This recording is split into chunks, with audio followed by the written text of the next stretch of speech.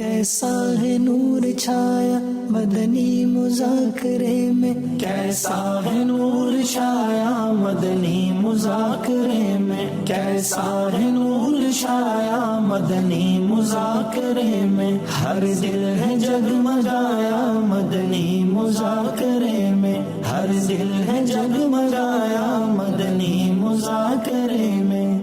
الحمدللہ رب العالمین والصلاة والسلام على خاتم النبیین اما بعد فاعوذ باللہ من الشیطان الرجیم بسم اللہ الرحمن الرحیم الصلاة والسلام علیک یا رسول اللہ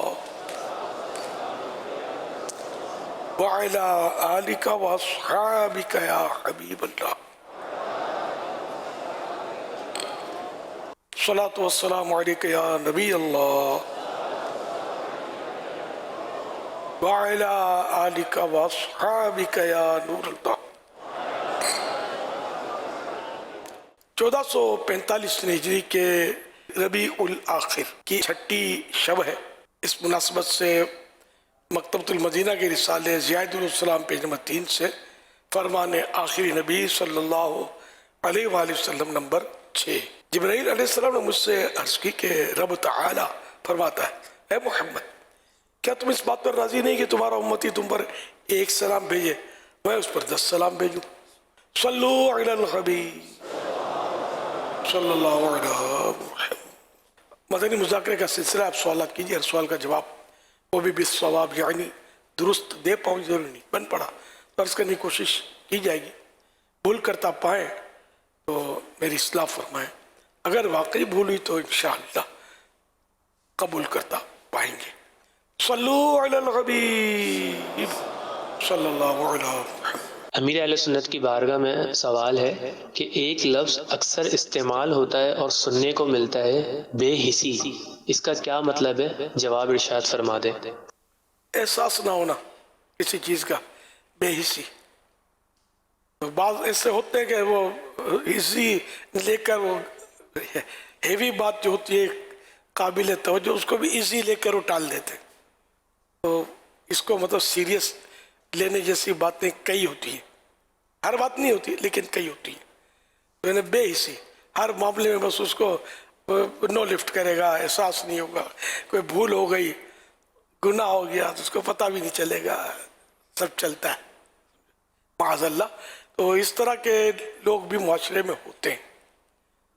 یہ بے حسی، جس کو احساس نہ ہوتا، ڈھیٹ جس کو بولتے ہیں نا، ٹس سے مس نہیں ہوتا۔ لیکن ہم کسی کے بارے میں یہ طے نہیں کر سکتے کہ یہ ڈھیٹ ہے، اس کو برا لگے گا، ہوگا تب بھی برا لگے گا، دل آزاری ہوگی۔ یہ فطری طور پر بعض لوگوں کی یہ کوالٹی ہوتی ہے اس طرح کی، تو ان کو چاہیے کہ بتکلف اس سے جان چھڑائے اور احساس پیدا کرنے کی کوششیں کرے، سیریس لے۔ تو یہ ہوتا ہے غور و خوض کرنے سے، غور کرے، سوچے، تو اس طرح بھی یہ بے حسی کی عادت ہو سکتا ہے کہ نکلے۔ صلو علی الحبیب صلی اللہ علیہ وسلم۔ آپ کے انداز زندگی میں سادگی ملتی ہے، سادگی اپنانے کا ذہن آپ کا کیسا بنا؟ جواب ارشاد فرما دیجئے، جزاک اللہ خیرا۔ اللہ مجھے سادگی نصیب کرے، آپ کا حسن ذہن ہے۔ بڑا قیمتی کرتا پہنا ہوا ہے میں نے، رنگ اس کا سفید ہے۔ امام ابھی میرے صحیح کا باندھا ہوا ہے، باندھا ہوا نہیں ہے، بندھوایا ہوا ہے۔ میں اپنا باندھتا تھا تو ہمارے مدنی چینل والوں کو سمجھ نہیں آتی تھی، تو انہوں نے پھر وہ ابھی اسلام بھائی سے بندھوا لیتا ہوں۔ میں سچی بات کرنے میں کیا رکھے۔ تو کرتا میرا قیمتی ہے، اس وقت سادہ نہیں، اس وقت سادہ بولتے نہیں بولتے، کلر وائٹ ہے، اور نماز کی نیت سے بنا ہوا ہے کہ نماز میں عمدہ قیمتی لباس پہنا جائے، تو خاص خاص موقع پر اس پہ میں پہن لیتا ہوں۔ تو لیکن بہرحال پیارے آقا صلی اللہ علیہ وسلم کی سادگی پر صدقے جاؤں۔ واقعی پیارے آقا صلی اللہ علیہ وسلم نے جو سادگی اپنائی اور اس کی تو مثال نہیں ہے۔ اب اس کی جیسے صورتیں، ایک تو یہ کہ بطور عاجزی کوئی سادہ لباس پہنے، جبکہ وہ عمدہ بھی پہن سکتا ہے۔ مطلب ایک تو ہے نا کہ جس کے بعد وہ ہے بھی نہیں اور سادہ لباس پہنا اور دل بھی جلاتا رہے کہ پیسے ہوتے تو یہ پہنتا وہ پہنتا، تو یہ سادہ نہیں ہے، یہ بندہ سادہ نہیں ہے، یہ دل اس کا سادہ نہیں ہے نا، تو اس کے لیے تو کہ جو مطلب عاجزی کے طور پر عمدہ لباس ترک کر کے سادہ پہنے، اس طرح روایت ہے کہ اس طرح کی، تو اللہ تعالیٰ اس کو جنتی لباس پہنائے گا. یہ تو اس کی فضیلت ہے. اچھا، اب اللہ نے کسی کو مال دیا ہے اور وہ اللہ کی نعمت کا اظہار کرنے کے لیے، یہ نیت کا معاملہ ہے، ٹپ ٹاپ دنیا کو دکھانے کے لیے نہیں، اچھی وضاقت لباس، بلکہ اللہ کو راضی کرنے کے لیے اللہ نے جو نعمتیں دی ہیں وہ اس کا اظہار کرنے کے لیے اگر وہ پہنتا ہے عمدہ لباس تو اس کے بھی فضائل ہیں، یہ بھی ثواب کا کام ہے. اچھا، پھر اپنی اپنی منزلیں منصب ہوتے ہیں. جیسے عالم دین ہے عالم دین کا علم اس کے پاس ہے، اور وہ ایسا لباس پہنے کہ جس سے لوگ اس کو پہچانے کہ یہ عالم ہے، اور لوگ اس سے رجوع کریں، علم دین اس سے حاصل کریں، مسائل دریافت کریں. تو اس لیے سب سے عالم کا اس طرح کا لباس پہننا یہ بھی کار ثواب ہے. اور بہرحال اس طرح کیٹیگری کے پیارے آقا صلی اللہ علیہ وسلم نے جمعے کے لیے لباس الگ رکھا تھا. تو موقع کی وجہ سے ہم شادی میں جائیں کسی کی، اب سارے زرق برق لباس پہنے ہوں، اور ہمارا زرق برق نہ پہنے، شوق لباس جو چلا رنگ چمک مارتا ہے جو لباس، ایسا امامہ، ایسا لباس کے جو چمک مارتا ہے شوق کہلاتا ہے. تو آج کل چمکیلے بھڑکیلے لباس پہن رہے لوگ، بعض ناتخوان خاص کر کے پہنتے ہیں، تو ان کو بیچاروں کو شاید مسئلہ نہیں پتا ہوگا. تو اس پر تو باہر شریف میں پورا ایک اچھا خاصا وہ لکھا ہوا ہے، تو یہ منع کیا ہے اس کو کہ یہ نہ پہنے. لفظ ناجائز نہیں لکھا ہے، یہ منع فرمایا ہے. تو کیونکہ یہ شوق لباس جو چمک دمک بھڑکیلا چمکیلا، یہ جاتا اصل عورتوں کے کھاتے میں، عورتیں بھلے پہنے، مگر عورتیں چار دیواری میں، لوگوں کو دعوت نظارہ دینے کے لیے باہر نہیں، یہ باہر پہنتی ہیں. مصیبت یہ گھر میں جو بھی گابے چیچڑے لپیٹ لیں گی اور اندر جا باہر نکلیں گی تو 2 گھنٹے تک آئینے کی خیر نہیں ہے، اپنی وہ جو بھی لپسٹک اور جو بھی لگاتی رہیں گی، پھر یہ زرق برق لباس پہن کر باہر نکلتی ہے. اور مطلب شیطان کو برابر کا خوش کرنے والے معاملات ہوتے ہیں. حالانکہ عورت کی زینت جو ہے یہ شوہر کے لیے ہے، اور شوہر کے لیے اچھا لباس، عمدہ سے عمدہ انداز شوہر کے لیے یہ اختیار کرے گی شریعت کے دائرے میں رہ کر. جو بھی میک اپ یہ وہ سب جو جائز ہے یہ کرے گی، شوہر کے لیے جتنا کرے گی خوش کرنے کے لیے ثواب کا کام ہے. باقی باہر نکلتے وقت جب شریعت کی اجازت سے بھی باہر نکلتی ہے تو ایسی بن کے نکلے کہ کوئی نظر اٹھا کے دیکھے نہیں اس کو. لیکن بالکل معاملہ جو ہے نا الٹ ہو گیا ہے. اللہ پاک ہمارے حال پر رحم فرمائے. اب میرا اپنا مزاج جیسے کہ لباس میں سادگی کا ہے، یہ حقیقت ہے. میں یہاں تک کہ یہ جیسے ہے نا، یہ یہاں نوک بنی ہوئی ہے، یہ بنی ہوئی ہے، میری توجہ بھی نہیں تھی، دیکھی تو پتہ چلا. میں پہلے یوں چورس، میرے کو یوں کہ نوک بھی یہ مطلب سادگی سے ہٹ کر تو نہیں ہے کہیں، اس کو ہٹاؤ. تو اس طرح کا مطلب میں نے، اب بھی میرے جو لباس ہیں وہ سادہ ہی ہوتے ہیں الحمدللہ. سادگی کا پورا یہ لباس کے تعلق سے مزاج بنا ہوا ہے ٹپ ٹاپ. یہ پٹیاں اور طرح طرح کی تراش خراش مزاج میں ہے ہی نہیں میرے. کبھی آپ نے شاید ہو سکتا ہے دیکھی بھی نہ ہو. مگر کوئی پہنتا بھی ہے اور مطلب شریعت نے اس کو منع نہیں کیا، اس کو ٹوکنا بھی نہیں چاہیے. اب دور بہت آگے نکل گیا. اب ہم بولیں کہ بھائی اس طرح کا لباس پہنو، یہ کیا چڑھا کے رکھا ہے، تو آئندہ کیا وہ آپ کی طرف آئے گا نہیں. تو آپ کی طرف نہیں آئے گا تو پھر بیچارہ ایسا نا مسجدوں سے چلا جائے، نمازوں سے چلا جائے، پھر ادھر ادھر نکل جائے، چاروں طرف مطلب یعنی کہ وہ مطلب آنکڑے لگے ہوئے کہ پکڑ لو پکڑ لو پکڑ لو، ادھر لے جاؤ، اپنے ساتھ لے جاؤ. اور ایک تعداد ہے جو جہنم کی طرف ویسے ہی دوڑے چلی جا رہی ہے اور دوڑائی چلی جا رہی ہے. اس سے بھی ہم کو مطلب یہ ہے کہ بہت حکمت عملی سے کام کر رہا ہے. اب کوئی پینٹ شرٹ والا ہے، شرٹ ان والا ہے، یا آج کل ٹی شرٹ پہنتے ہیں طرح طرح کی، مطلب یہ ہے کہ نہیں، مطلب قلبی طور پر مجھے بالکل پسند نہیں ہے اس طرح کے لباس. میں ان کو بھی مان دیتا ہوں، پیار دیتا ہوں. مسجد بھرو تحریک ہے نا، سادے لباس والے کہاں سے لاؤں گا مسجد بھرنے کے لیے؟ یہی لوگ بھریں گے، کل اللہ کرے گا تو ان کے لباس بھی سنت کے مطابق ہو جائیں گے. لیکن اب پہلی دوسری ملاقات میں ایک دم اس کو ساری منزلیں طے کروا دیں ہم، تو یہ نہیں ہو سکے گا. تو ٹوکنا نہیں ہے، چھیڑنا نہیں ہے، چاہے شیوڈ ہے، چاہے چھوٹی داڑھی رکھی ہے، چاہے بے نمازی ہے، آیا ہے مسجد میں کوئی تو بات ہے کہ مسجد میں آیا ہے. تو یوں مطلب یہ کہ جو آتا ہے شریعت نے اگر اس کو نہیں روکا ہے تو ہم بھی نہ روکیں. آنے دو پہلی صف میں، دوسری جہاں بھی ہے اس کو مان دو، پیار دو. آج نہیں تو کل اگر اس میں خرابیاں آئیں، خامیاں آئیں تو دور ہو جائیں گی. اور ہمیں اپنی خامیوں کو بھی تو دیکھنا ہے نا. ہم کون سے مطلب مجسم خوبیاں بنے ہوئے ہیں؟ ہمارے اندر کتنی خامیاں ہیں، خرابیاں ہیں. تو یا شیخ اپنی دیکھیں. اس معاملے میں ہم اپنی اصلاح کی طرف بھی دیکھیں اور دوسرے کی اصلاح تو کرنی ہے، لیکن ہمیشہ اصلاح ہوگی حکمت عملی سے، ڈانٹ ڈپٹ کر، جھاڑ کر، بے رخی کر کے، بے حسی کا مظاہرہ کر کے نہیں ہوگی. اللہ پاک ہمیں صحیح معنوں میں نیکی کی دعوت دینے کا شعور عطا فرمائے. اللہ جمیل و یحب الجمال. اللہ جمیل یعنی جمال والا ہے.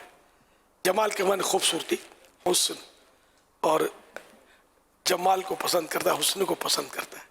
جیسے بالوں کے بارے میں تو حدیث صراحتاً موجود ہے کہ بالوں کا اکرام کرو. جس کے بال ہیں تو اس کو دھوئے، سنوارے، تیل لگائے. اب ایک ادھر جا رہا ہے تو ایک بال ادھر آ رہے ہیں، تو داڑھی یوں جا رہی ہے تو یوں جا رہی ہے. تو اس کو سادہ نہیں بولتے، یہ لوگوں کو دور کر رہا ہے.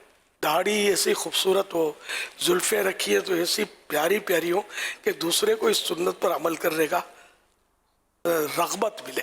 تو امامہ شریف تو ایسا تھوڑا سلیقے سے بندھا ہوا ہو کہ دوسروں کو یوں لگے کہ مجھے بھی، میں بھی باندھوں امامہ. اب بھی ایک سرا ادھر جا رہا ہے، ادھر سرا جا رہا ہے، کسی نے تعریف کر دی کہ بڑا سادہ آدمی، یار ہوش ہی نہیں ہے. اب جان کے یوں کر رہا ہے، یہ جہنم کا راستہ ہے. پتہ ہے آپ کو؟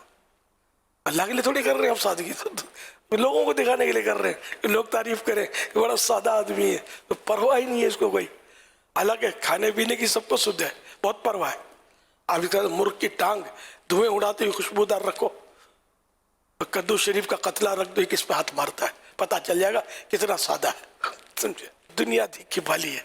تو اللہ کرے کہ ہم غذا کے بھی سادے ہو جائیں، مکان کے بھی سادے. مکان میں کیسا ٹپ ٹاپ کرتے ہیں، سادگی، پرواہ نہیں. اللہ والا آدمی درویش ہے بھائی، کچھ پتہ نہیں اس کو. ارے درویش کو کھانا کھاتے دیکھو تو پتہ چلے گا کیا کیا کھا رہی ہے. سب کے سامنے سادہ ہی ہے، دال ہی کھائے گا، پیچھے سے کیا کیا کھا رہا ہے اب یہ پتہ کیسے چلے، یہ بھی مسئلہ ہے. لیکن ہمیں کسی کی بدگمانی نہیں کرنی. اگر پیچھے سے وہ اچھا کھاتا ہے تو برا بھی نہیں ہے، حلال کھاتا ہے تو، جبکہ سب کے سامنے سادہ دکھانے کے لیے نہیں کھا رہا. سر معاملہ ہوتا ہے انما الاعمال بالنیات، اعمال کا دار و مدار یہ نیتوں پر ہوتا ہے. تو نیت صاحب منزل آسان. تو بہرحال لے کے ضرورتاً کہ ایسے کیٹیگری کے لوگ بھی ہوتے ہیں بعض اوقات کہ جن میں اگر لباس واجبی نہ ہو رہا تو لوگ اس کی طرف متوجہ نہیں ہوتے. تو اب اگر ان کو دینی نیکی کی دعوت ہے تو پھر لباس ایسا واجبی ہو کہ یہ متوجہ ہوں اور ہماری دعوت سنیں. مجھے بہت ایک پرانا واقعہ، دل خراش واقعہ یاد آ گیا. ایک بار کسی نے مجھے کسی شادی کے کوئی ولیمے وغیرہ کی دعوت دی، میں ہال میں چلا گیا کھانے کے لیے. بہت پرانی بات ہے. اور میں اپنے لباس میں تھا، جیسے کہ وہ سادہ لباس جس کو آپ لوگ بولتے ہیں. میں چلا گیا. اب لوگ زرق برق یہ آ رہے تھے سمجھے، اور مجھے گیٹ کیپر نے گیٹ کیپر نے روک دیا. لگا بے داڑھی والا تھا، سادہ تھا، جانے نہیں دیا، مجھے روک دیا. کیا اب میرے تو کاٹو تو خون نہیں، میں تو آیا دعوت پر تھا. اور میں ذرا کہ میں ایک عام لوگوں کی طرح تو نہیں تھا کہ جو گھس جاتے ہیں. الحمدللہ مطلب ایک مسجد کا امام تھا میں ان دنوں بھی شاید. تو میرے تو اللہ کی کرم نوازی ہوئی، میری لاج رہ گئی. جس نے مجھے دعوت دی تھی وہ قریب ہی تھا، وہ دیکھ کے آ گیا تو اسے چھڑا کے مجھے اندر داخل کر دیا. تو وہ ہے نا، وہ جیسا دیس ویسا بھیس. تو ایسے موقع پر آدمی اپنی عزت کو بھی داؤ پر لگانے سے بچے تو اچھا ہے. اب دیکھو نا میری عزت تو داؤ پہ لگ گئی نا. اگر وہ آ کر نہ بچاتا اور میں روتا ہوا یا رونا تھا منہ لے کر چلا جاتا مجھ پر گزرتی یار. اب بھی یاد آتا ہے مجھے تو ایسا عجیب سا محسوس ہوتا ہے. یادگار واقعہ ہے کہ یار میرے لباس میرا چہرہ دیکھ کر انہوں نے مجھے اندر گھسنے نہیں دیا. یہ کون سی مخلوق آ گئی. یہ تو سب ماڈرن اور یہ خوبصورت لباسوں میں شادی کی دعوت ہے. تو یہ ایسے تو طفیلی تو نہیں ہے. اس کو طفیلی بولتے ہیں جو بغیر دعوت کے دوسروں کی دعوتوں میں گھس جاتے ہیں نا, طفیلی ہوتے ہیں. اچھا طفیلی سیانے ہوتے ہیں یہ بتا دوں آپ کو. طفیلی ہوتے ہیں, چالاک ہوتے ہیں, اور یہ ان کے پاس بھی لباس تو ہوتے ہیں نا. پینٹ شرٹ ٹین ٹیپ ٹاپ کر کے لوگ جاتے ہیں. سنا ہے کہ کوئی ان کو روک نہیں سکتا. جا کے ٹھا کر کے بالکل جہاں عمدہ مال ملے گا وہاں جا کے بیٹھ جائیں گے. اب کیا وہ دعوت تو یہ ہوتی ہے تو لڑکی والے سمجھیں گے یہ لڑکے والوں کا, لڑکے والے سمجھیں لڑکی والوں مہمان. کوئی شناخت تو ہے نہیں کہ بھائی کون کس کا مہمان ہے. تو یہ کھا پی کر مطلب بڑے ٹھاٹ سے کوئی ان کو روک نہیں سکتا, باہر نکل جاتے ہیں. یہ طفیل اس طرح کے, یہ سنا ہے اس طرح کرتے ہیں, حرام ہے اس طرح. حدیث پاک میں جو کسی کی دعوت میں, کسی کے کھانے میں, کسی کے دعوت میں بغیر دعوت کے گھسا, چور بن کر گھسا اور غارت گر ہو کر نکلا, تو یہ ایک دانہ جو کھایا اس نے نہیں, حرام اس طرح بغیر دعوت کے کسی کی دعوت میں گھس جانا. البتہ بعض دعوتیں عام ہوتی ہیں, جسے پتہ ہے 11ویں شریف کی نیاز ہے, عام لوگ کھا رہے ہیں, کوئی روکنے والا نہیں ہے, اندازہ ہو جاتا ہے اس میں کوئی ٹیپ ٹاپ اور اس طرح نہیں ہوتا, عوام آ رہی ہے, دھکم پیل ہو رہی ہے, تو اس میں دعوت کی ضرورت نہیں ہے, نہ اس میں کوئی داخل ہونا کوئی گناہ. اس طرح عرسوں میں بزرگوں کے مزارات میں کھانا کھلایا جاتا ہے تو وہ بھی عوام ہی کے لیے ہوتا ہے. ہاں کسی نے پرائیویٹلی 11ویں 12ویں کی یا محرم شریف کا کھچڑا کیا پرائیویٹ اپنے گھر میں, اور وہ عوام کا وہاں انداز نہیں ہے عوام والا, مخصوص لوگ آ رہے ہیں اپنے وقار کے ساتھ اور اندر جاتے ہیں, کھاتے ہیں, آتے ہیں, اس میں نہیں جا سکتے. یہ وہی دعوت ہے کہ جس میں بغیر اجازت کے جائیں گے تو گناہ گار ہوں گے. اب بعض لوگ یوں سمجھتے ہیں نیاز ہے, ہمارا حق ہے, تو روز پتیلا کھول دیا کرنا بھائی اپنے گھر کا, دروازہ کیوں بند کرتے ہو, نیاز کی نیت کر کے سب کو کھلا دیا کرو, تو کوئی نہیں کھلائے گا. تو وہ اپنی اگر الگ سے کوئی نیاز کرتا ہے, اس پر لوگ تنقید بھی کرتے ہیں, ہر کیسا آدمی ہے نیاز کے کھانے سے روکتا ہے, جہاں جیب میں ہاتھ ڈال دیکھ کھانا کر, نیاز کی نہیں ہوتی, ہو گئی نیاز. کسی کی نیاز کیوں, کہ وہ نہیں کھلانا چاہتا تو ہم نہیں کھا سکتے. اور الگ سے جو کرتے ہیں ان کی محدود بیچارے مطلب ظاہر لمٹ ہوتی ہے کہ اتنوں کا کھانا, عزیزوں کو مہمانوں کو کھلانا, اپنے رشتہ داروں کو کھلانا, صلہ رحمی کرنا, یہ پھر الگ سے ثواب مزید بڑھتا ہے اس میں. تو اس طرح مطلب کوئی الگ سے کرتا ہے, تنقید کر کے ان کی غیبتیں کر کے تو گناہ تو ملے گا, لیکن وہ نیاز پھر بھی آپ کے لیے حلال نہیں ہوگا جو کسی نے اپنا پرائیویٹلی کیا ہے. اور اس نے جو پرائیویٹلی کیا ہے 100% وہ جائز ہے, اس کو کوئی گناہ کہہ ہی نہیں سکتا, سوال ہی نہیں ہے. جو گناہ یا غلط کہتے ہیں وہ بیچارے غلطی پر معلومات کی کمی کی وجہ سے بعض لوگ کہہ دیتے ہوں, یہ غلط ہے. صلو علی الحبیب صلی اللہ علی محمد. سیدی ایس ایم ایس کے ذریعے ایک سوال ہے, مرحوم والدین خواب میں نہ آئیں تو کیا یہ ان کی ناراضی کا سبب ہے کہ والدین ناراض ہیں اور خواب میں نہیں آ رہے؟ تو یہ ان کی ناراضی کی علامت وہ کسی نے بنا لی ہوگی, ناراضی کی علامت, یہ کوئی ناراضی کی علامت نہیں. صلو علی الحبیب صلی اللہ علی محمد صلی اللہ علیہ وسلم. سیدی ایک اور سوال ہے ایس ایم ایس کے ذریعے, کہہ رہے ہیں کہ کیا مسجد الحرام میں کعبہ معظمہ کو دیکھ کر نماز پڑھنا ضروری ہے, اور اگر کوئی کعبہ شریف کو دیکھ کر نماز پڑھتا ہے تو اس کی نماز کا حکم کیا ہوگا؟ وہی نماز میں تو وہی بات جو ہے دیکھنے کے کہ قیام میں سجدے کی جگہ دیکھے, رکوع میں پشت قدم یعنی پاؤں کے جو ابھار ہیں مطلب اوپری حصہ پاؤں اس کی طرف نظر ہو, اور سجدے میں ناک پر نظر رکھے, التحیات پڑھتے ہوئے گود میں نظر رکھے. تو یہ مستحب ہے کہ یہاں نظریں رکھے. تو کعبہ شریف کے سامنے بھی یہ مستحبات باقی رہیں گے. جو کعبے کی طرف دیکھ کر نماز پڑھیں گے نا تو لوگ سمجھیں گے یہ مطلب ویسے ہاتھ باندھ کے زیارت کر رہا ہے, آپ کے یوں سمجھیں گے نماز میں نہیں ہے, پھر کوئی آپ کو سلام کرے گا, کوئی یوں ہی لائے گا. یعنی ویسے دنیاوی طور پر آپ کو سمجھانے کے لیے عقلی طور پہ بتا رہا ہوں. تو نماز کے آداب وہی رہیں گے, یہاں تو زیادہ آداب کی ضرورت ہے. वैसे काबे की ज़ियारत करते रहे ना सलाम फेरने के बाद, नमाज में जो मुस्तहब बात है उस पर भी हम उसी पर अमल किया जाए। यहाँ तक कि तवाफ के दौरान भी काबे को देख देख के बाद लोग करते हैं, इसकी भी हाजत नहीं है। तवाफ के दौरान ये कि काबा शरीफ जो है इसकी तरफ हमारा हाथ जो है ना ये उल्टा हो, लेफ्ट, और हम तवाफ यूँ कर रहे हो, तो जो नॉर्मल एक नज़र होती है वो रखनी है, यूँ देखना बार बार मुड़ मुड़ कर, इसकी ज़रूरत नहीं। फिर टकरा जाएंगे लोगों से, फिर लड़ाई भी हो सकती है, कुछ भी हो सकता है। जो एक सुन्नत के मुताबिक तरीके हैं जो उलमा किराम ने शरीयत के मुताबिक हमें बताए हैं, तो उन पर अमल किया जाए। सल्लु अलल हबीब सल्लल्लाहु अलैहि मुहम्मद।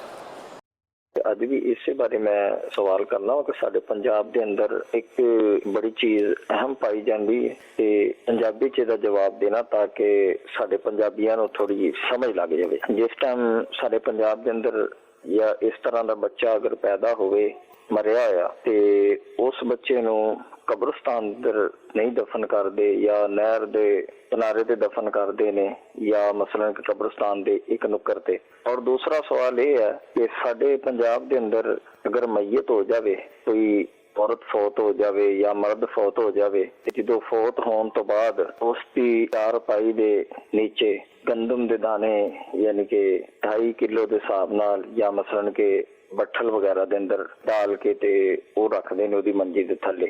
ਇਸ ਦੇ ਬਾਰੇ ਕੋਈ ਰੋਸ਼ਨੀ ਪਾਓ ਕਿ ਇਹ ਚੀਜ਼ ਕੁਰਾਨ ਔਰ ਹਦੀਸ 'ਚ ਹੈ, ਮਈਤ ਦੇ ਥੱਲੇ ਦਾਣੇ ਰੱਖਣੇ ਚਾਹੀਦੇ ਜਾਂ ਨਹੀਂ। ਫੌਤਸ਼ੁਦਾ ਪੈਦਾ ਹੋਵੇ ਬੱਚਾ, ਉਹਨੂੰ ਮੁਸਲਮਾਨਾਂ ਦੇ ਆਮ ਕਬਰਿਸਤਾਨ ਵਿੱਚ ਦਫਨ ਕਰਨਾ ਚਾਹੀਦਾ ਹੈ। ਕਿ ਇੱਕ ਬੱਚਾ ਨਹਿਰ ਕਿਨਾਰੇ ਜਾਂ ਦੂਰ ਕਬਰਿਸਤਾਨ ਉੱਤੇ ਦਫਨ ਕੀਤਾ, लोग चले गए, पिछू किसी जानवर ने मिट्टी हटाकर वो बच्चा ही चुक लिया, तो केड़े सदमे की गल है। तो मुसलमानों के कब्रिस्तान में इन्हू दफन करना चाहिए। यह रस्म जहाँ भी चली हो उन्होंने ख़त्म करना चाहिए है। उलमा रहनुमाई वास्ते मौजूद होंगे, उन्होंने नाल गल करके तो ये मसला पूछ के उस ऊपर अमल करना चाहिए है। और दूजा वो चारपाई दे थले कणक 2.5 किलो कॉन्सेप्ट की है, मतलब तस्वर क्या है कि ये खैरात करेंगे या क्या, मतलब बाद में खैरात करते, लेकिन ये ज़रूरी नहीं है, एक रस्म है। ना भी रखें 2.5 किलो तो 2.5 किलो ही ज़रूर नहीं है, हस्ब तौफीक दें ना दें, कणक ना दें, रोटी दें, चावल दें, खाना दें, कुछ भी ना दें, फिर भी गुनाह कोई नहीं। तो इसाले सवाब जायज़ है। और जेड़ा इसाले सवाब शरीयत दे दायरे विच रहकर करे तो सवाब दा काम है ने मैयत नू एदा फायदा भी पहुँचेगा। ये 2.5 किलो कणक दी कोई रिवायत, कोई हदीस न सुनी है, न उलमा से भी कोई ऐसी गल सुनी नहीं है कि ये करना चाहिए है, ज़रूरी है। तो जे कम ज़रूरी नहीं होता है तो इन्हें ज़रूरी समझना जो है ना कि शरन ज़रूरी है, ये समझना ये गुनाह है, ज़रूरी ना समझे फिर कोई करता है तो इसाले सवाब के लिए उसमें कोई शरीर खराबी नहीं है तो जायज़ है। मगर ऐसी रस्म करने से नुकसान ये होता है कि अगर आपको पता भी है कि ये मेरी नीयत ये नहीं है कि मैं इसको ज़रूरी समझता हूँ, तब भी आगे चल के लोग हो सकते हैं तो ज़रूरी बना लेंगे। तो इसलिए ऐसी चीज़ की बुनियाद ना रखी जाए। इसमें आगे चल के बज़ाहिर जो ना खराबियाँ हो रही हैं ना, तो इसमें कोई ज़रूरी तो है नहीं ये काम, ना ही हर जगह है। ये पंजाब में वो भी कहीं कहीं होगा, हमारे यहाँ कराची में कभी देखा भी नहीं, सुना भी नहीं मैंने। बड़ा शहर है हालांकि यहाँ पंजाबी भी बहुत रहते हैं, लाखों पंजाबी रहते हैं कराची में, इनमें भी कभी सुना नहीं है मैंने। कोई करता हो तो मुझे पता नहीं है, लेकिन जनाजों में तो बहुत गया हूँ मैं, बहुत गया हूँ जनाजों में। और हर पंजाबी करता हो ये भी ज़रूरी नहीं है, कहीं कहीं होता होगा, देहात में, चुकूक में, बाज़ خاندانوں میں ہو سکتا ہو، قبیلوں میں ہوتا ہو. صلو علی الحبیب صلی اللہ علیہ محمد. امیر اہل سنت کی بارگاہ میں سوال عرض ہے کہ دل آزاری یعنی مسلمان کا دل دکھانا، اس سے کیسے بچا جائے؟ بسا اوقات دیکھا جاتا ہے کہ آپس کی گیدرنگ میں کچھ ایسی باتیں کی جاتی ہیں کہ جو دوسرے کی دل آزاری کا سبب بنتی ہے، لیکن اس کو پتہ نہیں چلتا. تو اس بارے میں کچھ مدنی پھول ارشاد فرمائیں، اور معافی مانگنے کا جذبہ بھی پیدا ہو، اس بارے میں بھی ہماری رہنمائی فرمائیں. میرے لیے، گھر والوں کے لیے، اساتذہ کرام کے لیے بے حساب بخشش و مغفرت، سلامتی، ایمان اور حاضری مدینہ کی دعا بھی فرما دیں. جزاک اللہ خیرا. اللہم ویاکم. دل آزاری مانے کسی کا دل دکھانا، تو ناحق دل دکھانا یہ تو گناہ ہے. بعض اوقات دل دکھتا ہے لیکن وہ ناحق نہیں ہوتا. استاد نے شاگرد کو کسی وجہ سے ٹوکا، ڈانٹا، استاد اپنی جگہ پر حق بجانب تھا ڈانٹنے میں، ٹوکنے میں. دل آزاری تو اس کی ہوگی شاگرد کی، لیکن یہ ناحق دل آزاری نہیں کہیں گے اس کو. ذرا ماں باپ نے بھی اگر ڈانٹا، ٹوکا، اور وہ ماں باپ بھی حق بجانب تھے، ناحق ماں باپ بھی نہیں جھاڑ سکتے بچوں کو، حق پر ہوں، تو پھر یہ بھی ناحق دل آزاری نہیں ہے. تو وہ ناحق دل آزاری جو نہیں، یہ گناہ ہے. وہ تکلیف پہنچانا، ایذا دینا. جیسے حدیث پاک ہے، من آذا مسلمن فقط آذانی، من آذانی فقد آذ اللہ. جس نے کسی مسلمان کو ایذا دی یعنی تکلیف دی، اس نے مجھے ایذا دی، اور جس نے مجھے ایذا دی اس نے اللہ کو ایذا دی. تو یہاں ایذا وہی ہے کہ جو ناحق ہو، ورنہ ایذا تو بعض اوقات درست ہوتی ہے. اب جیسے کہ وہ سزا دی جاتی ہے مجرموں کو، ایذا تو ہوتی ہے، اس کو تکلیف تو ہوتی ہے، دل آزاری بھی ہوتی ہے، سب کچھ ہوتا ہے. لیکن جائز اگر سزا اس کو دی گئی ہے انصاف کے ساتھ، تو وہ جس نے انصاف کیا ہے، جس نے سزا دی ہے، جیسے جو جج ہوتا ہے، قاضی ہوتا ہے، تو اس پر کوئی بلیم نہیں ہے، کوئی گناہ نہیں ہے. صلو علی الحبیب صلی اللہ علی محمد. ایک سوال یہ ہے کہ کیا نابینا یا بہرا یا گونگا اسلامی بھائی اپنی مجبوری بتا کر، اپنی محتاجی کا بتا کر لوگوں سے ہمدردی حاصل کر سکتا ہے یا ان سے پیسے لے سکتا ہے؟ اب اس میں اگر یہ سچا ہے تو نابینا ہو یا بینا ہو، واقعی وہ حقدار ہے تو وہ تو سوال کر سکتا ہے. لیکن کوئی اس لیے کہ میں ہوں نابینا، یا میں پاؤں سے معذور ہوں، یا ہاتھوں سے معذور ہوں، یا بولنے سے معذور ہوں، یا سننے سے معذور ہوں، اس لیے کوئی سوال کرے صرف اس لیے، تو یہ جائز نہیں ہے. یہ معذور اس کو نہیں بولتے. یہاں جو معذور ہے نا، یہ ہاتھ پاؤں سے معذور، آنکھوں سے معذور، یہ مراد نہیں ہے. شرعاً معذور جس کے پاس ایک دن کا بھی کھانے کا نہیں ہے اور پہننے کا نہیں ہے جس کے پاس، تو وہ سوال کر سکتا ہے. اب اس میں بھی اگر کھانے کا ہے اور پہننے کا نہیں تو پہننے کے لیے سوال کر سکتا ہے، پہننے کا ہے کھانے کے لیے نہیں ہے تو کھانے کا سوال کر سکتا ہے. یہ ہے. باقی جو مطلب ہے کچھ نہ کچھ جس کے پاس ہے، اور وہ شریف فقیر کی اگر ڈیفینیشن میں آتا ہے کہ زکوٰۃ اس پر فرض نہیں ہو رہی، لیکن اتنا ہے کہ اس کو کھا پی سکتا ہے، پہن سکتا ہے. تو جنرل پبلک اسی طرح ہوتی ہے، عام لوگ کہ اتنا مال نہیں ہوتا بہتوں کے پاس کہ جو ان پر زکوٰۃ فرض ہو جائے، لیکن یہ مسکین نہیں ہوتے. تو ایسوں کو بھی سوال کرنا جائز نہیں، اور ایسوں کے سوال پر دینا بھی جائز نہیں ہے.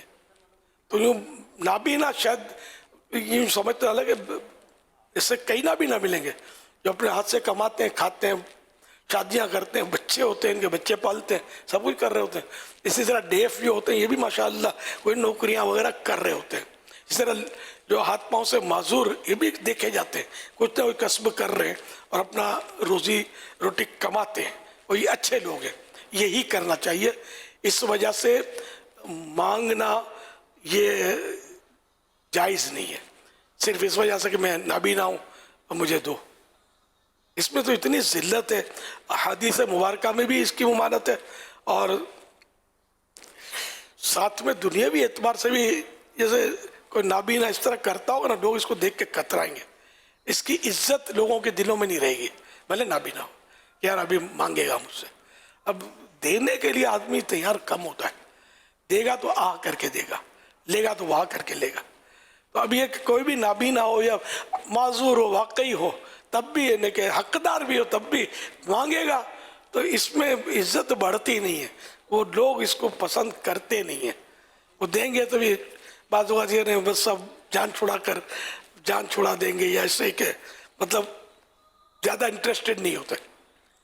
اپنی اپنی کوالٹی ہوتی ہے، بعض ہوتے بھی ہیں لیکن زیادہ تر لوگ پسند نہیں کرتے، تو اس لیے وہ مانگنا نہیں چاہیے. حضرت عبداللہ بن عمر رضی اللہ عنہما سے راوی رسول اللہ صلی اللہ علیہ وسلم فرماتے ہیں آدمی سوال کرتا رہے گا یہاں تک کہ قیامت کے دن اس حال میں آئے گا کہ اس کے چہرے پر گوشت کا ٹکڑا نہ ہوگا. اس حدیث کے بعد جنہوں نے بہار شریعت لکھی ہے انہوں نے لکھا یعنی نہایت بے آبرو ہو کر، نہ گوشت کا ٹکڑا نہ ہوگا، نہ ذلیل خوار ہو کر، بے آبرو ہو کر، بے عزت ہو کر وہ قیامت کے دن آئے گا. ایک اور حدیث پاک رسول اللہ صلی اللہ علیہ وسلم فرماتے ہیں سوال ایک قسم کی خراش ہے کہ آدمی سوال کر کے اپنے منہ کو نوچتا ہے، جو چاہے اپنے منہ پر اس خراش کو باقی رکھے، جو چاہے چھوڑ دے. ایک اور حدیث شریف میں فرمایا صلی اللہ علیہ وسلم جو شخص لوگوں سے سوال کرے حالانکہ نہ اسے فاقہ پہنچا، یعنی کھانے پینے کی محتاجی نہیں ہے، پھر بھی سوال کرے، نہ اتنے بال بچے ہیں جن کی طاقت نہیں رکھتا، تو قیامت کے دن اس طرح آئے گا کہ اس کے منہ پر گوشت نہ ہوگا. اور حضور صلی اللہ علیہ وسلم نے فرمایا جس پر نہ فاقہ گزرا اور نہ اتنے بال بچے ہیں جن کی طاقت نہیں، اور سوال کا دروازہ کھولے، اللہ تعالیٰ اس پر فاقے کا دروازہ کھول دے گا ایسی جگہ سے جو اس کے دل میں بھی نہیں. ایک حدیث پاک میں ارشاد فرمایا صلی اللہ علیہ وسلم اگر لوگوں کو معلوم ہوتا کہ سوال کرنے میں کیا ہے تو کوئی کسی کے پاس سوال کرنے نہ جاتا. تو یوں مطلب یہ کہ حدیثوں میں منع فرمایا گیا. ایک حدیث میں یہاں تک فرمایا کہ جو مال بڑھانے کے لیے سوال کرتا ہے وہ انگارے کا سوال کرتا ہے، تو چاہے زیادہ مانگے یا کم کا سوال کرے. تو اس سے بچنا ہے، چاہے نابینا ہو کوئی بھی ہو. یہ یہاں بھی جیسے کہ کسی کو دوسرے شہر سے آنا ہے تو بعض ہو سکتا ہے اس طرح بھی کرتے ہوں گے کہ مجھے جانا ہے فیضان مدینہ اور فلاں سے ملاقات کرنی ہے، دیکھنا ہے، یہ ہے وہ ہے، تو مجھے کرایہ دے دو. یہ بھی جائز نہیں ہے، حرام. یہاں تک کہ حج کے لیے بھی سوال کرنا جائز نہیں ہے کہ مجھے حج کروا دو، خرچہ دے دو حج کا، عمرے پہ بھیج دو، مدینے کی حاضری کے لیے بڑا تڑپ رہا ہوں، مجھے ویزا ٹکٹ کا انتظام کر دو، یا خالی ٹکٹ دے دو، ویزے کے لیے کسی اور کو پھنسا لیا. تو یہ سب جائز نہیں ہے، گناہ کے کام ہے. مدینے کے لیے سوال کیا تو کوئی جائز تھوڑی ہو جائے گا. مدینے والے کی شریعت پر عمل کرنا مین تو یہ ہے نا، جب وہ بلائیں گے تو خود ہی انتظام ہو جائے گا. ہاں بغیر مانگے کسی نے دے دیا، آپ نے مانگا نہیں، نہ ایسی شکل و صورت بنائی ہے. اب وہ نابینا ہے، مانگتا نہیں ہے، بیٹھا ہوا مسجد کے دروازے پر. اب یہ دل کو منا لے میں مانگتا تھا، خالی مسجد کے دروازے پر بیٹھا ہوں. اور ایک اور فیل لوگوں کا کہ جو مسجد کے دروازے پر یوں بیٹھا ہو نا لوگ اس کو دیتے ہیں. تو یہ بھی سوال ہی کی ایک صورت ہے. یا کچھ نہیں تو چادر بچھائیں گے اور تلاوت شروع کر دیں گے. ارے یار تلاوت پہلی صف میں ہو رہی ہے وہاں کرنا، یا دروازے میں کیا ضرورت ہے تلاوت کرنے کی. تلاوت نہیں کر رہا، یہ سوال کر رہا ہے مجھے دو. بعد نعت پڑھتے ہیں وہ اس انداز میں پڑھ رہے ہوتے ہیں دروازوں پہ بیٹھ گئے کہ وہ لوگ دیں، سمجھے. تو یہ ساری سوال یہ کچھ نہیں بولتا، یوں کر کے بیٹھا ہوا ہے. یہ تو بالکل واضح ہے، کلیئر کٹ ہے کہ دو. تو اس لیے کوئی شیطان وسوسہ ڈالے کہ میں مانگتا تھوڑی ہوں، یہ سب مانگنا ہے. صلو علی الحبیب صلی اللہ علی محمد. میرا آپ سے یہ سوال ہے غوث پاک کے والدہ کا کیا نام ہے؟ جزاک اللہ خیر. ماشاءاللہ. غوث پاک کی امی جان کا نام تھا فاطمہ اور کنیت ام الخیر فاطمہ رحمت اللہ علیہا. صلو علی الحبیب صلی اللہ علی محمد. میرے پیارے پیارے امیر سنت، آپ کی بارگاہ میں میرا سوال ہے، غوث الثقلین کا مطلب کیا ہے؟ انسان اور جنات کے فریاد رس، یعنی ان کی فریاد سننے والے، انسان اور جنات کی۔ صلو علی الحبیب صلی اللہ علیہ وسلم۔ میری امیر اہل سنت کی بارگاہ میں یہ سوال ہے کہ جب امام صاحب کے پیچھے مقتدی نماز پڑھنے آتا ہے اور اس کی ایک رکعت رہ جاتی ہے اور اسی جماعت کے دوران اس کا بھی واجب چھوٹ جاتا ہے، اور جب یہ اپنی نماز پڑھنے کے لیے کھڑا ہوگا کہ نماز کمپلیٹ کرتے وقت یہ سجدہ صاحب کرے گا؟ ارشاد فرما دیجئے، اور میری والدین کے لیے خصوصاً دعا فرما دیجئے گا، جزاک اللہ خیرہ۔ امام کے ساتھ اگر کوئی بھولے سے واجب مقتدی کا پیچھے نماز پڑھنے والا کا چھوٹ گیا تو اس پر سجدہ سہو واجب نہیں ہوتا۔ البتہ اب اپنی بقیہ نماز جو رکعتیں باقی رہ گئی تھی، اب امام کے سلام پھرنے کے بعد ابھی اپنی پڑھ رہا ہے، اس میں اگر بھول کر کوئی واجب چھوٹا تو اب سجدہ سہو اس کو کرنا ہوگا، واجب ہو جائے گا۔ صلو علی النبی صلی اللہ علیہ محمد۔ امیر اہل سنت کی بارگاہ میں عرض یہ ہے کہ ایک روایت یہ بھی بیان کی جاتی ہے کہ جس جگہ استاد کی مار پڑے تو اس جگہ کو جہنم کی آگ نہیں چوئے گی، تو کیا ایسی کوئی روایت ہے یا نہیں؟ رہنمائی فرمائیں، جزاک اللہ خیرہ۔ ہم نے تو استادوں سے ڈنڈے بھی چھین لیے، جامعۃ المدینہ، مدرسۃ المدینہ، ورنہ یہ جہنم سے بچانا شروع کر دیں گے قوم کو مار کے تو پھر عام لوگ جو ہے نا ہمارے پاس آنے نہیں دیں گے بچوں کو۔ لوگوں نے جس طرح چاہتے ہیں وہ بنا لیتے ہیں، اور کسی استاد نے ہو سکتا ہے کسی کی دھلائی کر دی ہو اور ہنگامہ کھڑا ہو گیا ہو تو میرے تو جہنم سے بچایا اس کو، دوبارہ لے کے ایسا کچھ نہیں ہے۔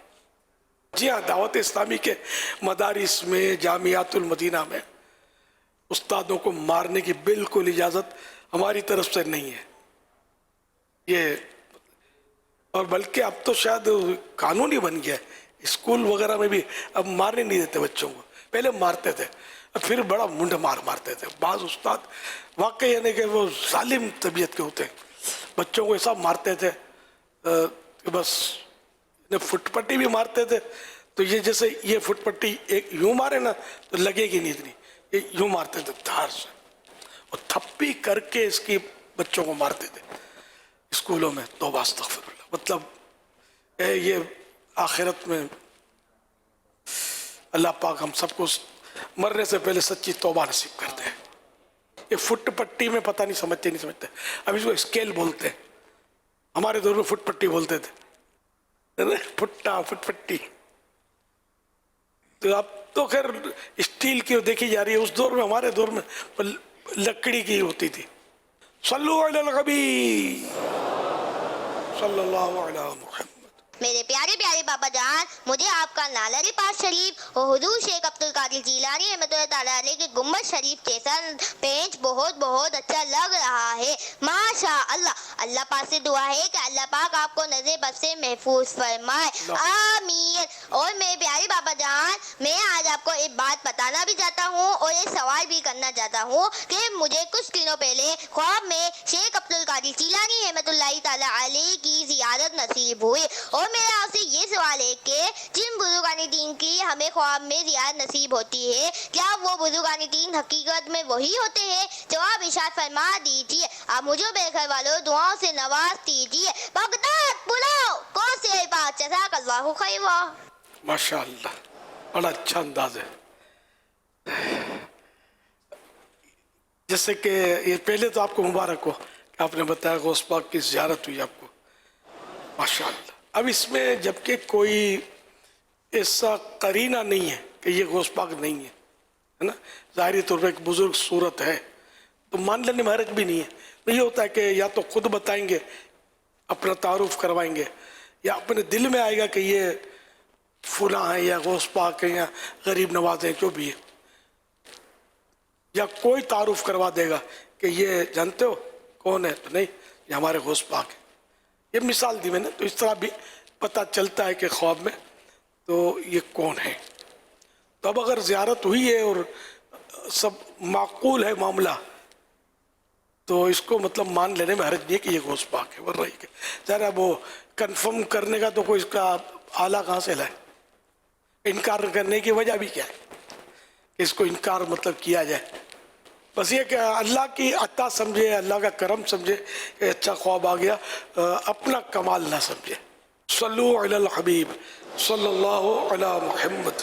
امیر علیہ السلام سے عرض ہے کہ ہمارا جو شعبہ ہے مزارات اولیاء، تو ان کے اسلامی بھائی خواجہ فرید کوٹ مٹھن راجن پور، تو وہاں پر بھی کثیر تعداد میں یہ جمع ہیں، اور وہاں پر ماشاءاللہ وہاں کے جو ہمارے گدی نشین ہیں تو وہ لوگ بھی جمع ہیں، تو ماشاءاللہ ایک ایصال ثواب کا اجتماع بھی ہوا ہے، اور یہ ہمارے وہاں پر عاشقان اولیاء وہاں سے بھی مدد۔ سبحان اللہ سبحان اللہ، خوش آمدید خوش آمدید۔ اللہ کریم حضرت خواجہ غلام فرید کوٹ مٹن شریف ان کی برکتوں سے ہم کو مالا مال فرمائے، ان کے درجے بلند فرمائے، اور ان کے چاہنے والوں ماننے والوں سب کو بے حساب بخشے، ہمیں بھی بے حساب بخشے۔ امیر اہل سنت کی بارگاہ میں عرض ہے کہ اگر ان کی سیرت کے حوالے سے آپ ہمیں کچھ بتا دیں تو نوازش ہوگی۔ مشہور صوفی شاعر صاحب دیوان فرید حضرت خواجہ غلام فرید چشتی نظامی رحمۃ اللہ علیہ کی ولادت یعنی برتھ 1261 سنہ ہجری کو چاچڑا شریف ضلع بہول پور میں ہوئی۔ مسلمانوں کو دوسرے خلیفہ حضرت عمر فاروق اعظم رضی اللہ عنہ سے آپ کا سلسلہ نسب جا ملتا ہے، نہ آپ یعنی کہ فاروقی تھے اولاد کے اعتبار سے، حضرت عمر فاروق رضی اللہ عنہ کی اولاد میں سے۔ آپ دینی مسائل پر مضبوطی سے عمل کرتے اور اپنے ملنے والوں کو سنت مصطفیٰ صلی اللہ علیہ وآلہ وسلم پر عمل کرنے کی تاکید فرماتے۔ اللہ پاک کے پیارے پیارے آخری نبی مکی مدنی محمد عربی صلی اللہ علیہ وسلم سے آپ کی بہت زیادہ محبت کا اندازہ آپ کے نعتیہ اشعار سے لگایا جا سکتا ہے۔ یہ نعتیں تو انہوں نے کافی لکھی ہے۔ مجھے ایک واقعہ یاد آ گیا کہ ایک بار مجھے جب میں پنجاب کے دورے پر تھا، بہت پرانی بات ہے، رحیم یار خان ضلع میں کسی ایک شہر سے دوسرے شہر لے جانے کے لیے کچھ اسلامی بھائی تشریف لائے جو اپنی گاڑی میں بٹھا کر مجھے لے گئے۔ تو انہوں نے ایک سے زیادہ واقعات سنا، بڑے انوکھے واقعات تھے۔ اس میں ایک لڑکی کا واقعہ سنایا کہ حج پر ایک قافلہ گیا تھا، اس میں کوئی لڑکی تھی دیوانی سی۔ جب قافلہ مدینے کی طرف چلا تو وہ خواجہ فرید کوٹ مٹن شریف والے رحمت اللہ علیہ ان کی کافیاں پڑھنے لگی، عشقیہ کافیاں۔ تو کوئی ایک شخص بیٹھا تھا جو ان چیزوں کو سمجھتا نہیں تھا، اس نے اس کو ڈانٹا، گانے بند کر، معاذ اللہ۔ تو خیر اس کے جو والد وغیرہ جو تھے اس نے بھی وہ گھبرا کے بچی کو چپ کرا دیا۔ وہ کچھ دیر تو چپ ہو گئی، پھر وہ اپنی دھن میں وہی کافیاں نعت شریف کی خواجہ فرید رحمت اللہ علیہ کی وہ گنگنانے لگی۔ تو یوں مطلب سفر ہوتا رہا۔ اب مدینہ شریف پہنچے، اب وہ جو لڑکی تھی دیوانی سی لڑکی، تو وہ یوں آنکھیں بند کر کے اور یوں کرنے لگی کہ سب حکومت کدھر ہے، آقا کا روزہ کدھر ہے۔ تو وہ شخص اس کو موقع مل گیا، خالی وہ ڈھونگ کرتی ہے، تیرے نصیب میں کہاں کہ سرکار کا روزہ ہے، یہ دیکھ۔ جب اس نے یوں کہا نا تو اس نے وہ آنکھیں اٹھائی اور دیکھا، اور اس کے منہ سے نکلا یا رسول اللہ صلی اللہ علیہ وسلم، دھڑام سے گری اور اس کی روح سبز گنبد پر قربان ہو گئی۔ اس کا عشق رسول میں اس کا دم ٹوٹ گیا۔ اب وہ شخص دیکھا تو ہکا بکا رہ گیا، ارے میں اس کو میں ڈھونگی سمجھتا تھا، معاذ اللہ یہ جو بول رہی تھی وہ گانے سمجھ رہا تھا، حقیقت میں تو یہی تھی جو تھی عاشقہ رسول۔ اور وہ اس نے اپنے باطل عقیدے سے توبہ کر لی، اور الحمدللہ مطلب ان چیزوں کا وہ قائل ہو گیا۔ اس طرح کا ایمان افروز واقعہ مجھے سنایا تھا۔ یہ اسی مطلب میں چاچڑا شریف مجھے یاد آ گیا، ایک بار حاضری دی ہے اسی پنجاب کے دورے میں، مجھے یاد پڑتا ہے کہ اس طرح بھائی مجھے چاچڑا شریف لے گئے تھے۔ جب 30-40 سال پرانی بات ہوگی، اس سے بھی ہو سکتا ہے زیادہ ہو گئی ہو۔ माशाअल्लाह ख्वाजा फरीद साहब रहमतुल्लाह अलैह कि इनकी भी अपनी खिदमत है और इनका भी एक हल्का है, एक अच्छा खासा हल्का है अल्हम्दुलिल्लाह। अल्लाह पाक हमारे सारे आस्थानों को आबाद रखे, हर जगह से शरीयत के और ऐन शरीयत के मुताबिक इस्लाम की खिदमतों का सिलसिला होता रहे। सल्लु अलल हबीब सल्लल्लाहु तआला अला मुहम्मद। अमीर अहले सुन्नत, आपकी बारगाह में एक सवाल अर्ज़ है कि बाज़ लोग एक दूसरे के नाम की बजाय अलकाबात का इस्तेमाल करते हैं, तो उनका इस तरीके से नाम बिगाड़ कर अलकाबात का इस्तेमाल करना कैसा? जो रखते हैं ना लक़ब, इसमें भी बड़ी ज़्यादती होती है। अब जैसे कि कुरान करीम में फरमाया गया वला तनावज़ू बिल अलक़ाब, पूरे लक़ब से मत पुकारो। तो अब इसमें मिसाल ये दी गई है कि किसी को ओए लंबू और ठिंगू और मोटे, इस तरह के जो नाम रख देते हैं ये हराम है।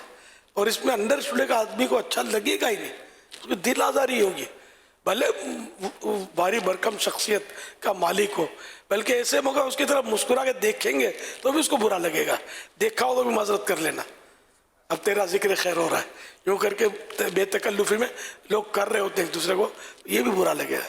तो कदावर बैठा हुआ है, कदावर शख्सियत, उसको देखेंगे तो उसको भी थोड़ा झेप सी होगी ना, शर्म सी आएगी, तो इस तरह उसकी दिल आज़ारी हो सकती है। इसी तरह छोटे कद के, अब छोटा कद है बड़ा कद है, बनाया किसने है ना, अल्लाह ने बनाया जैसा बनाया है, तो हम मतलब इसका मजाक बनाएं, उसका वो नाम रख दें।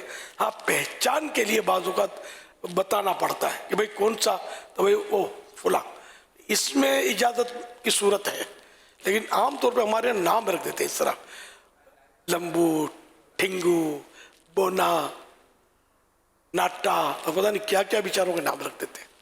एक तो वैसे ही अपने कद की वजह से ऐसा से कमतरी, ऐसा से महरूमी में बेचारा मुब्तला होता है, फिर ऊपर से लोग तरह तरह के इसके अलकाब रखें तो इसका कितना दिल दुखता होगा। उसको तो तसल्ली और मोहब्बत की ज़रूरत होती है, न कि दिल आज़ारी उससे की जाए। इसी तरह पाँव से जो माजूर है उसके लिए हमारे यहाँ लंगड़ा, हाथ से माजूर है टुंडा, या हम लोग ठुट्ठा बोलते हैं गुजराती में, उर्दू में पता नहीं ठुट्ठो टुंडा बोलते हैं उर्दू में। तो इस तरह के अल्फाज भी जो है ये तकलीफ दे होते हैं, नहीं बोलने होते, तो ये बुरे अलकाब हैं। ये लूला, लंगड़ा, लूला न मुतलकन बोलना कि लंगड़े लूले जो है इनकी मदद की जाए वगैरह, वो अलग चीज़ है। किसी को तय करके कि ये लंगड़ा, ये लूला हाथ वाले को शायद बोलते हैं, जिसका हाथ एक हाथ काम नहीं करता, ये दिल आज़ार बातें हैं। सल्लु अलल हबीब सल्लल्लाहु अलैहि मुहम्मद। इस्लामी भाई आपकी खिदमत में सवाल अर्ज़ करेंगे, और माशाल्लाह स्पेशल पर्सन भी आए हैं, तो वो भी अपने सवाल तैयार करके आपकी खिदमत के लिए बैठे हैं। जी, अस्सलाम वालेकुम व रहमतुल्लाहि व बरकातुहू। वालेकुम अस्सलाम व रहमतुल्लाहि व बरकातुहू। जी, मेरा नाम मास्टर मोहम्मद अली है, मैं हैदराबाद परेटाबाद से ताल्लुक़ है मेरा। मेरा सवाल ये है अमीर अहले सुन्नत की खिदमत में कि क्या हम गौसे पाक की तस्वीरों को घरों में लगा सकते हैं, और दूसरा ये कि वालिदैन मरहूम की तस्वीरों को घरों में लगा सकते हैं, इसका जरा जवाब फरमाएं। हाँ, ये सारी तस्वीरें लगाने का एक मकान तो है, वो अंदर में दिल में लगा लें तस्वीरें। बाकी गौस पाक के दौर में तो कैमरा था ही कब। ये तस्वीरें जो बाजार में बिकती है तो वैसे ही जाली है, माज़अल्लाह दाढ़ी भी छोटी बताते हैं इसमें तस्वीर में, तो ये तस्वीरें वैसे ही नकली हैं, ये होनी ही नहीं चाहिए। और माँ बाप की तस्वीर भी नहीं लगा सकते, दीवारों पर लगाते हैं ना, इसमें ना लगाएं, अंदर का जो मकान है इसमें सजा लें, माँ बाप की याद दिल में रहे, गौस पाक की याद दिल में रहे। सल्लु अलल हबीब सल्लल्लाहु अलैहि मुहम्मद। खुसूसी इस्लामी भाई इंशाल्लाह आपसे सवाल अर्ज़ करेंगे। अस्सलामु अलैकुम व रहमतुल्लाहि व बरकातुहू। वालेकुम अस्सलाम व रहमतुल्लाहि व बरकातुहू। मेरा नाम मोहम्मद अदील अत्तारी, मैं मरकज़ुल औलिया लाहौर से आया हूँ। जामिअतुल मदीना बराए नबीना हैदराबाद का तालिब इल्म, उला का तालिब इल्म हूँ। मेरा अमीर अहले सुन्नत की बारगाह में ये सवाल है कि जैसे खुसूसी इस्लामी भाइयों को مختلف دنیا میں پلیٹ فارم پر ریلیف دیا جاتا ہے، جیسا کہ ان کا سفر میں کرایہ آدھا ہے، کیا مرنے کے بعد بھی ان کو ریلیف دیا جائے گا؟ ان کی ریلیف مرنے کے بعد تو بہت زبردست ہوگی، آدھے ودے کا تصور نہیں ہے۔ اللہ پاک ارشاد حدیث پاک میں اس طرح کا کہ میں اپنے بندے کی آنکھ کھیل دوں اور وہ صبر کرے تو میں اس کو جنت دوں گا، آدھا ادھا نہیں، پورا ہی پورا ہے، تو صبر کرے۔ اسی طرح جس کو کوئی تکلیف ہوئی، معذور ہوا ہے نا، تو ظاہر ہے کہ اس کو تکلیف تو ہے، تو صبر کرے گا تو اللہ پاک اس کو وہ اجر و ثواب دے گا کہ ہم تصور بھی نہیں کر سکتے۔ اللہ پاک کے یہاں مطلب بہت کرم ہے، بہت رحمتیں ہیں، کسی کو مایوس ہونے کی ضرورت نہیں ہے۔ صلو علی الحبیب صلی اللہ علیہ وسلم۔ غیر کا منہ دیکھنا یہ ایک محاورہ ہے، اور اس محاورے کو شاعری میں کچھ اس طرح استعمال کیا گیا ہے: تیرے قدموں میں جو ہیں غیر کا منہ کیا دیکھیں، کون نظروں پہ چڑھے دیکھ کے تلوا تیرا۔ تیرے قدموں میں جو ہے غیر کا منہ کیا دیکھے، کون نظروں پہ چڑھے دیکھ کے تلوا تیرا۔ سبحان اللہ۔ پلیز شیخ بتائیے اس شعر کا مطلب کیا ہے؟ تیرے قدموں میں جو ہے غیر کا منہ کیا دیکھے، کون نظروں پہ چڑھے دیکھ کے تلوا تیرا۔ یعنی یہ نعتیہ شعر ہے، اعلیٰ حضرت کا نعتیہ شعر ہے۔ یا رسول اللہ صلی اللہ علیہ وسلم، ہم تو آپ کے ٹکڑوں پہ پلتے ہیں، آپ کی خیرات کھاتے ہیں۔ جب یہ کہ آپ کے قدموں میں، یہاں مراد یہ کہ ہم آپ کے ٹکڑوں پہ پل رہے ہیں، آپ کے زیر سایہ ہیں، آپ کے ماتحت ہیں، آپ کے مبارک ہاتھوں کے نیچے ہیں۔ جب یہ کہ ہمیں یہاں سب کچھ مل ہی رہا ہے، تب ادھر ادھر بھٹکنے کی حاجت ہی کیا ہے؟ کون نظروں پہ چڑھے دیکھ کے تلوا تیرا۔ سرکار صلی اللہ علیہ وسلم مبارک تلوے، جب آپ کے قدموں میں، آپ کے تلووں کے نیچے ہم ہیں، آپ کا سایہ ہمارے لیے کافی ہے، اب ادھر ادھر ہم نہیں جاتے، جو لینا آپ سے لیں گے۔ صلو علی الحبیب صلی اللہ علی محمد۔ میرا امیر سنت کی بارگاہ میں یہ سوال ہے کہ قصیدہ غوثیہ پڑھنے کی کیا برکتیں ہیں؟ قصیدہ غوثیہ کی برکتیں وہ مدنی پنچورہ جو ہے اس میں لکھی ہوئی ہیں، بعض اشعار کی بھی اس میں برکتیں لکھی گئی ہیں۔ قصیدہ غوثیہ میں 28 اشعار ہیں، اور روزانہ اس کا ورد کیا جائے یہ بڑا فائدہ مند ہے۔ جو قصیدہ غوثیہ روزانہ پڑھا کرے تو انشاءاللہ اس کو اللہ پاک کی نزدیکی حاصل ہوگی۔ قصیدہ غوثیہ پڑھنے سے قوت حافظہ یہ مضبوط ہوتی ہے، میموری مضبوط ہوتی ہے۔ قصیدہ غوثیہ پڑھا کرے تو انشاءاللہ اس کو عربی پڑھنے میں وہ جو دقت ہوگی تو وہ دور ہو جائے گی، یہ عربی سیکھ جائے گا انشاءاللہ۔ اور جب کوئی مشکل آ پڑے تو اس وقت 40 دن تک پڑھنے سے انشاءاللہ مشکل حل ہوگی۔ اور جو قصیدہ غوثیہ کو اپنے سامنے رکھے وہ 3 بار پڑھے، بارگاہ غوثیت مآب میں اس کو قبولیت حاصل ہوگی، غوث پاک کا منظور نظر ہوگا، اور غوث پاک کی زیارت اسے خواب میں نصیب ہوگی۔ ہر بیماری و تکلیف کے لیے 3 بار یا 5 بار پڑھنا فائدہ مند ہے۔ 5 عورت قصیدہ غوثیہ کو کسی صحیح پڑھنے والے سے 41 یا 21 ٹائم پڑھوا کر پانی میں دم کر کے 40 دن تک پیے تو انشاءاللہ اولاد کی نعمت حاصل ہوگی، اور امید ہے کہ انشاءاللہ بیٹا ہوگا۔ اگر کوئی ظالم پیچھے لگا ہوا ہے تو روزانہ پڑھنے سے انشاءاللہ ظالم سے چھٹکارا ملے گا اور دشمن دفع ہوں گے انشاءاللہ الکریم۔